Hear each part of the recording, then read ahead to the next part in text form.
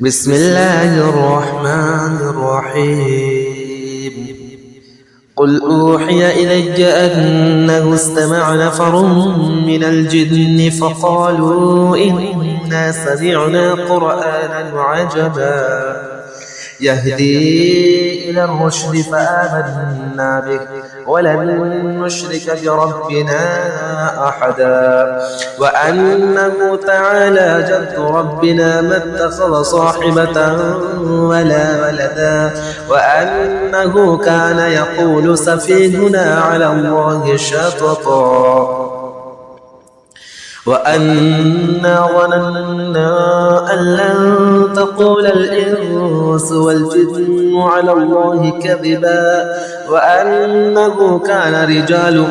من الإنس يعوذون برجال من الجن فزادوهم رهقا وأنهم ظنوا كما ظننتم أن لن يبعث الله أحدا وأنا لمسنا السماء فوجدناها مليت حرسا شديدا وشهبا وأنا كنا نقعد منها مقاعد للسمع فمن يستمع الآن يجد له شهابا رصدا وأنا لا ندري أشر أريد بمن في الأرض أم أراد بهم ربهم رشدا وأنا منا الصالحون ومنا دون ذلك كنا طرائق قددا وأنا ظننا أن لن نعجز الله في الأرض ولن نعجزه هربا وأنا لما سمعنا الهدى آمنا به فمن يؤمن بربه فلا يخاف بخسا ولا رهقا وأنا منا المسلمون ومنا القاسطون فأن أسلم فأولئك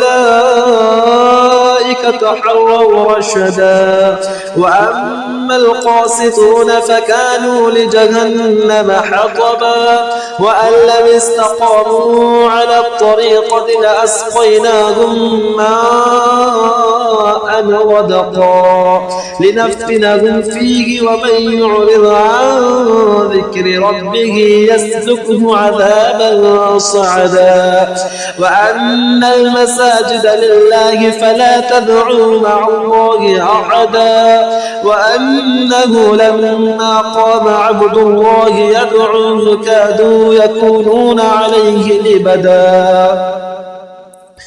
قل إنما أدعو ربي ولا أشرك بربي ولا أشرك به أحدا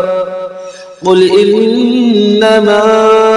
أدعو ربي ولا أشرك به أحدا قل إني لا أملك لكم ضرا ولا